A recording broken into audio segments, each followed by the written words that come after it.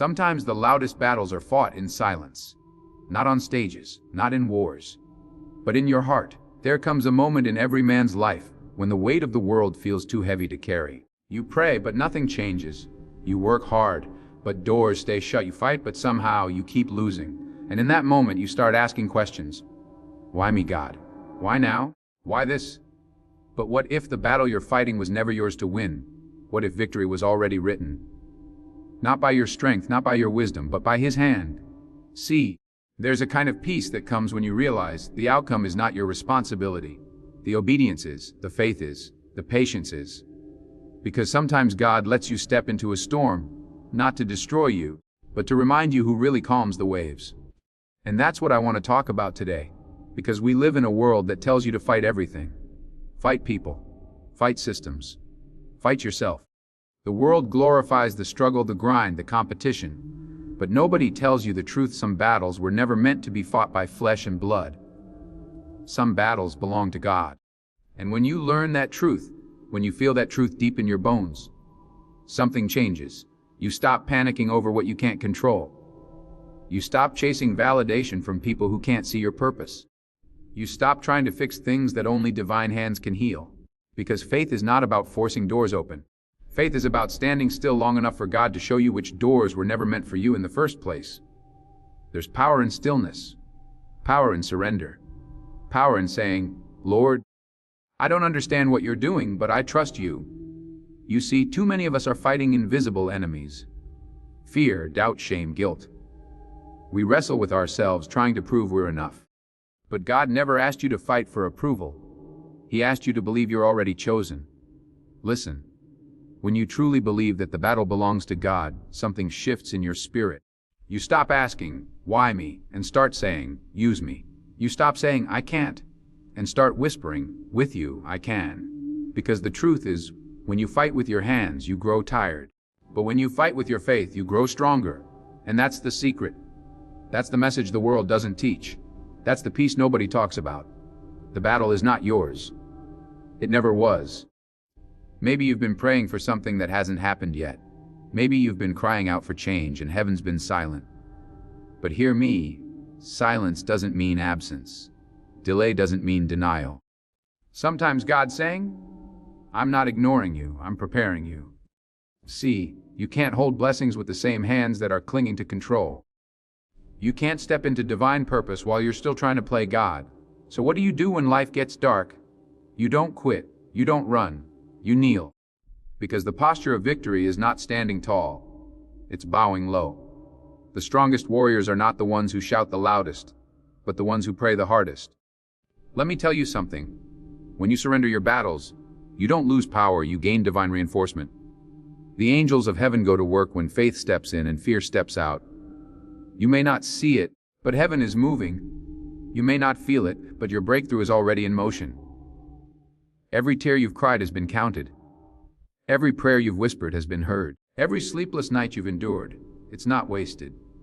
God doesn't forget faith like that. You see, sometimes God waits until you've exhausted every earthly option, just so you finally realize the power wasn't in you. It was in Him all along. And when that realization hits, peace rushes in like a flood. You stop fighting battles that drain you. You stop forcing outcomes that break you. You stop chasing what was never meant for you. Because when God says, the battle is mine, He's not asking for your help, He's asking for your trust. People love to say, I'm fighting my demons. But let me tell you, demons don't flee from fists. They flee from faith. They flee from the presence of God. So stop swinging in the dark. Stop fighting what's already been defeated. Stop trying to win a war that's already won. The devil's greatest weapon isn't destruction, it's distraction. He wants to keep you fighting battles that don't matter, so you never step into the destiny that does. But when you rise up and say, this fight isn't mine, it's the Lord's, you shift the entire atmosphere. You put heaven on notice. You remind hell who you belong to. You remind yourself that no weapon formed against you shall prosper. Not because you're strong, but because He is undefeated. So breathe, rest, stand in faith. Because the moment you stop fighting in your strength and start trusting in His, the war changes. And you'll realize something powerful. You were never losing. You were just learning to let God lead. You were never losing. You were just learning to let God lead. Because sometimes victory doesn't look like celebration. It looks like surrender. It looks like a man on his knees saying, God, I don't know where to go from here, but I'll follow you anyway. See, the greatest strength isn't in the roar. It's in the whisper. It's in that quiet faith that says, even if I can't see the way, I'll still walk by faith. And that's where true warriors are built, not in comfort, not in applause, but in the crushing. In those hidden moments where only God can see you holding on by a thread. That's when heaven leans in and says, now I can use you. Because the battle doesn't belong to the loudest one. It belongs to the faithful one. The one who still prays when it hurts. The one who still believes when it doesn't make sense. The one who still worships while walking through fire. You see, the fire doesn't destroy faith. It refines it. Every trial you've faced, every disappointment, every delay, it wasn't meant to break you. It was meant to burn away everything that wasn't to go with you to the next level. The fire reveals what's real. The pain reveals purpose. The waiting reveals trust. And when God brings you out, because you won't just walk out, you'll rise out stronger, wiser, sharper. Because the version of you that went into the storm can't carry the blessings that are waiting on the other side of it. Let me tell you something. When you try to control everything, you end up carrying everything. But when you release it to God, you realize He's been carrying you the entire time. That's why the word says, be still and know that I am God. Because when you're still, you see clearer. When you stop fighting, you start hearing. You realize that maybe God didn't remove that mountain because He was teaching you how to climb. Maybe He didn't calm the storm right away because He wanted you to trust His presence in the middle of it. God's silence is not abandonment. It's strategy. He hides His hand so you can develop your faith. And faith doesn't always shout. Sometimes faith just stands. Just stands when everything else is falling apart. That's faith. But let's be honest, trusting God isn't always easy. There are nights when you cry and nobody knows. There are days you smile just to keep from breaking. There are moments when you wonder if your prayers even reach heaven anymore. I know that feeling. When you've done everything right and still nothing works. When you've given your best and it's still not enough. When you've prayed and all you hear is silence. But listen, silence doesn't mean He's gone. It means He's working behind the scenes. Because God doesn't shout His greatest moves. He reveals them in time. You're not being punished. You're being prepared. Prepared for greater purpose. Prepared for divine favor. Prepared for a blessing so big, you wouldn't believe it if He showed it to you right now. Because before God brings you into victory, He'll bring you through testing. He'll test your patience. He'll test your faith. He'll test your heart. Not because He doubts you, because He's building something inside you. And when the world gives up on you, when people walk away, when doors close, when nothing seems to move, that's when you realize who's really in control. Because when God opens a door, no man can close it. When God declares victory, no enemy can reverse it. That's why you don't have to fight for what's already been won.